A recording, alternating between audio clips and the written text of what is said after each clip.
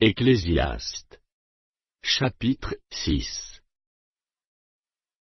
Il est un mal que j'ai vu sous le soleil, et qui est fréquent parmi les hommes.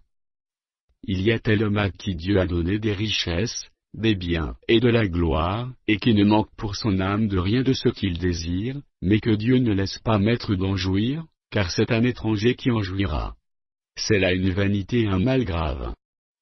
Quand un homme aurait 100 fils, vivrait un grand nombre d'années, et que les jours de ses années se multiplieraient, si son âme ne s'est point rassasiée de bonheur, et si de plus il n'a point de sépulture, je dis qu'un avorton est plus heureux que lui. Car il est venu en vain, il s'en va dans les ténèbres, et son nom reste couvert de ténèbres. Il n'a point vu, il n'a point connu le soleil, il a plus de repos que cet homme.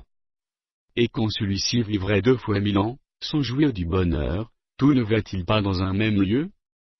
Tout le travail de l'homme est pour sa bouche, et cependant ses désirs ne sont jamais satisfaits. Car quel avantage le sage a-t-il sur l'insensé? Quel avantage a le malheureux, qui sait se conduire en présence des vivants?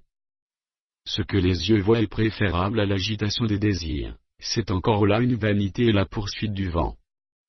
Ce qui existe a déjà été appelé par son nom, et l'on sait que celui qui est homme, ne peut contester avec un plus fort que lui. S'il y a beaucoup de choses, il y a beaucoup de vanité, quel avantage en revient-il à l'homme? Car qui sait ce qui est bon pour l'homme dans la vie, pendant le nombre des jours de sa vie de vanité, qu'il passe comme une ombre? Et qui peut dire à l'homme ce qui sera, après lui sous le soleil?